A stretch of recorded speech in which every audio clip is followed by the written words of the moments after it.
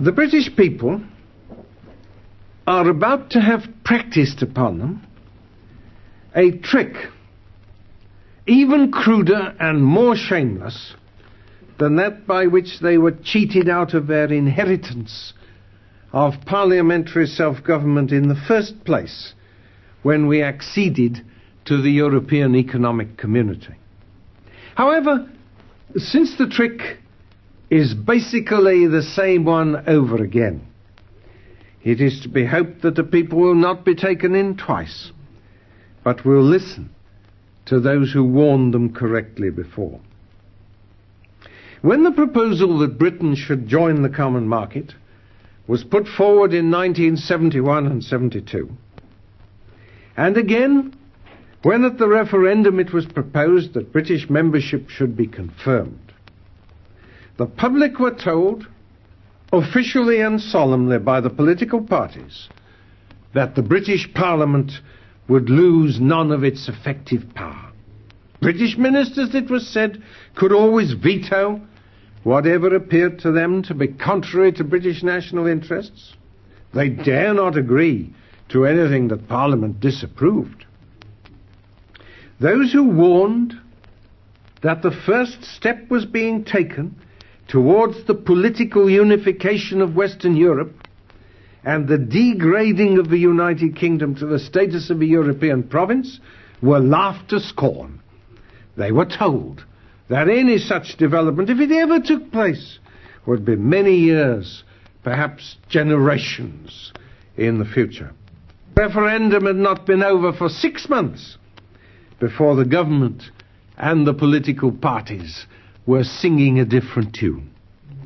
The veto, it appeared, was more often a veto in reverse, a veto which others could use against what we wanted or proposed, but which we could not use to protect ourselves against what we did not want. A classic example is fishing, where unless the rules of a community are changed, the fleets of all the other members will be able to fish right up to our beaches. We cannot veto this because it's in the treaty, which the Conservative government signed and the Labour government failed to renegotiate. It is the status quo.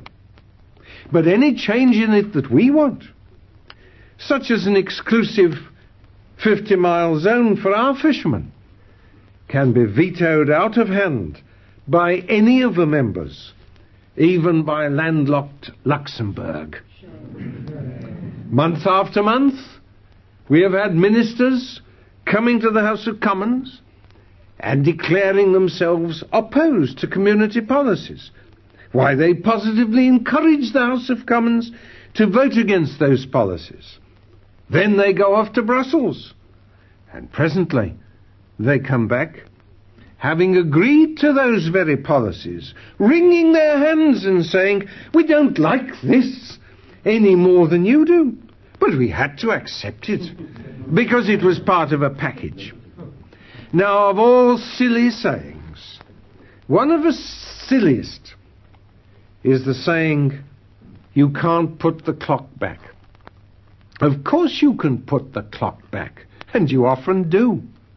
If a clock is showing the wrong time, you put it back or forward, whichever is necessary, without the slightest hesitation. So in human life, and in a nation's life, if a mistake has been made, we ought to put it right, if we can. Some mistakes, especially in an individual's life, are irreversible. And there may, though more rarely, be such in the life of a nation.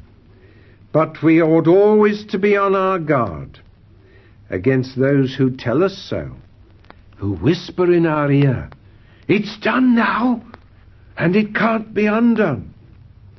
For those are commonly the voices of cowardice or indolence, and sometimes of downright evil intent.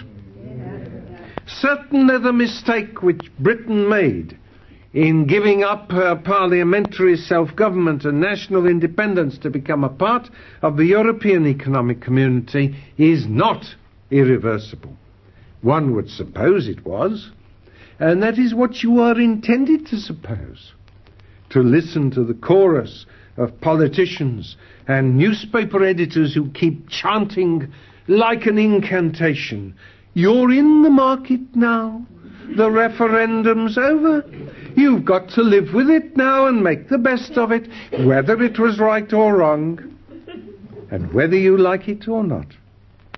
Most of them must know, and all of them ought to know, that that is not true. Whenever it is repeated, it is the repetition of a falsehood, conscious or not. That can be proved, and conclusively and irrefutably proved in an instant. The government itself, when in 1975 it proposed to the electorate that they should answer yes at the referendum, stated clearly and without qualification in the official declaration that after the referendum, if a majority was for staying in, the continued membership of Britain would still depend on the continuing assent of Parliament. Our charter is enshrined in the very words of the government's own referendum statement. The British Parliament retains the final right to repeal the act which took us into the market. Thus our continuing membership will depend on the continuing assent of Parliament. No room there for the suggestion that now the referendum's over, it's all settled. No. The government's solemn assurance is that the question is not settled and remains at all times open. Nor is there any room for arguing that we are bound, either morally or legally, to a decision once taken. If that were so, there could be no talk about the continuing assent of Parliament. Parliament would have to be told, "You're bound now and cannot and must not break your word." Nothing of that. Parliament, which is to say the electorate who create parliaments, is as free at any moment to withdraw its assent, either to British membership as such, or to anything argued to be implicit in British membership, as it is to alter the standard rate of income tax, roll on the day, or to repeal the 50-mile-an-hour speed limit, and roll on that day too. I have quoted the law to you. The formal legal position, as the government have officially affirmed it.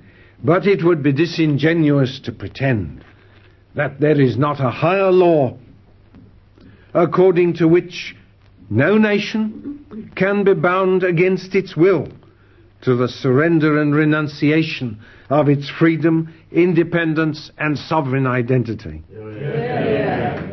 The right to nationhood is one of those rights of which it may be said that time does not run against it. It is not yet known whether the Scottish nation will decide by a majority to resume the status which they relinquished in 1707. But if they do, I would like to hear their reply to those who would tell them that they could not do it because of a treaty of union. History is littered, and some of its most glorious pages are adorned with the instances of nations which reasserted and reclaimed their right to govern themselves and live under their own laws and policies, not after 5 or 10 years of eclipse, but after centuries. It is bitterly ironical that an Englishman of all people should need to argue the point at all to his countrymen, seeing that, historically, we have made the cause of nations rightly struggling to be free our own cause. In doing so, we have been deterred by no superstitious awe before the title deeds of tyrannies or empires.